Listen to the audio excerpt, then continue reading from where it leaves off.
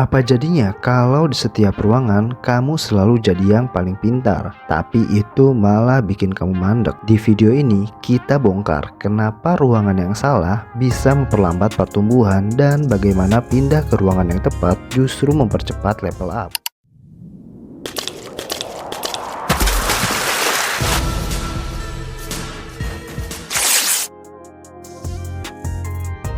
Bayangin, kamu masuk ke sebuah ruangan rapat. Semua orang menoleh ke kamu. Pertanyaan muncul, kamu jawab. Rasanya enak, diakui, dibutuhkan. Apa jadinya kalau perasaan enak itu adalah sinyal kamu berhenti belajar? Ini bukan soal merendahkan diri, ini soal strategi. Pemilih lingkungan yang mendorongmu bertanya, bukan hanya menjawab. Tapi kok bisa nyaman bikin mandek? Sederhana, otak suka pasti dan candu pujian. Tapi pertumbuhan butuh ketidakpastian terukur. Bayangkan 3 zona: comfort, nyaman, aman; stretch, menantang tapi masih terkendali; dan panik, terlalu sulit, bikin menyerah. Target kita bukan comfort, bukan juga panik, tapi stretch, kurang lebih tantangan 10-20% di atas kemampuan saat ini. Apa jadinya kalau setiap minggu kamu sengaja berdiri di zona stretch? Jawabannya, kurva belajar menanjak. Ambil analogi gym, di lantai 1 ada lift, di lantai 2 ada tangga. Apa jadinya kalau kamu selalu pilih lift? Kamu cepat sampai, tapi ototmu sama aja. Kalau kamu pilih tangga, pelan, ngos-ngosan, ototmu tumbuh. Ruangan yang benar itu seperti tangga, melelahkan sekarang, menguatkan besok.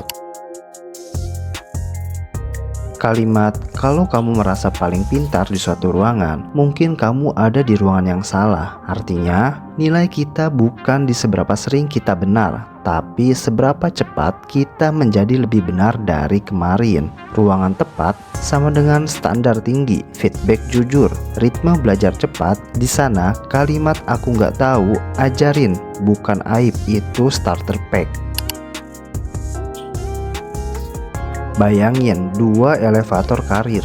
Elevator A, kamu paling pintar di dalamnya, semua nanya padamu. Elevator ini lambat tapi nyaman. Elevator B, kamu paling hijau, banyak kepala di atasmu. Elevator ini cepat tapi kamu harus berpegangan erat. Apa jadinya kalau kamu pilih elevator B selama 6-12 bulan? Di layar CPU-mu kecepatan belajar melonjak. Kenalan dengan Raka. Di tim lama, semua orang nanya ke Raka. Rasanya penting, tapi proyek stagnan. Promosi tak datang. Raka pindah ke tim yang reputasinya keras, tapi peduli. 3 bulan pertama, kewalahan. Meeting cepat, standar jelas, feedback tajam. 6 bulan kemudian, Raka berubah. Pikirannya sistematis, dokumennya rapi, presentasinya padat, metriknya naik. Ia bukan yang terpintar, dan itu alasan ia naik level. Apa jadinya kalau Raka tetap di ruangan lama? Nyaman iya, tumbuh tidak. Naya, mahasiswa yang masuk komunitas riset 1 level di atas. Awalnya minder, istilah asing, paper tebal. Ia bikin aturan sederhana, 1 pertanyaan setiap hari, 1 ringkasan setiap minggu, presentase 5 menit tiap Jumat. Dalam 3 bulan, ia tak lagi tenggelam. 6 bulan, ia jadi partner diskusi yang dicari, bukan karena paling pintar, tapi karena paling cepat menangkap, mencerna, membagikan. Apa jadinya kalau Naya menunggu siap dulu? Ia tak pernah mulai. Bagaimana mengenali ruangan yang tepat? Pakai checklist ini. 1. Standar jelas, target, definisi selesai, metrik. 2. Feedback spesifik, bukan keren, tapi paragraf 2 terlalu panjang, tambah data X, revisi visual Y. 3. Ritme belajar cepat, eksperimen kecil, review rutin, iterasi mingguan. 4. Orang yang lebih jago darimu dan mau berbagi. Apa jadinya kalau 4 hal ini ada? Kamu capek secara kognitif tapi semangat keesokan harinya.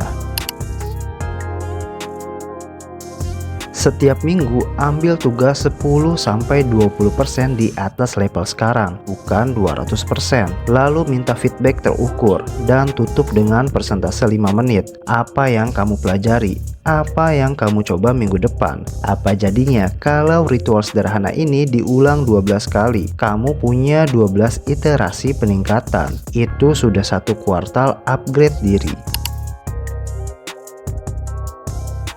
Kamu sering bilang, aku nggak tahu, ajarin. Kamu menerima feedback yang spesifik, kadang pedas tapi actionable. Kamu capek berpikir, tapi penasaran mengalahkan takut. Outputmu berubah, lebih rapi, terukur, dan dipakai orang. Apa jadinya kalau tanda-tanda ini sudah muncul? Pertahankan, kamu di jalur yang benar. Ini challenge 7 hari, versi cepat, langsung bisa. Hari pertama kedua, daftar satu komunitas atau kelas atau meet up dengan standar di atasmu. Kalau berbayar berat, cari yang gratis tapi kurikulumnya jelas. Hari ketiga sampai kelima, minta 2 feedback tajam dari orang yang kamu kagumi. Template skala 1 sampai dengan 10, pekerjaanku berapa? Satu hal apa yang kalau aku perbaiki naik 2 poin. Hari ke-6 sampai ke-7, persentase 5 menit ke teman atau mentor. Apa yang kamu pelajari plus eksperimen kecil minggu depan. Apa jadinya kalau kamu jalankan penuh dalam 4 sampai 6 minggu literasi? Apa jadinya kalau kamu jalankan penuh dalam 4 sampai 6 minggu literasi? Kecepatan dan kepercayaan dirimu meningkat signifikan. Rasa minder itu normal. Seringkali itu tanda kamu berada tepat di tepi kemampuan. Ego ingin kamu terlihat pintar hari ini. Pertumbuhan ingin kamu menjadi sangat bernilai besok. Apa jadinya kalau kamu pilih pertumbuhan? Hari ini mungkin bingung, besok kamu memimpin. Jadi, apa jadinya jika mulai minggu ini kamu pindah ruangan dari nyaman ke menantang? Kemungkinan besar kamu akan lebih sering bertanya, lebih sering dikoreksi, dan jauh lebih cepat berkembang. Tulis di komentar ruangan mana yang akan kamu masuki minggu ini. Kalau narasi ini membantu, klik like, subscribe, dan bagikan ke satu teman yang butuh keluar dari comfort zone.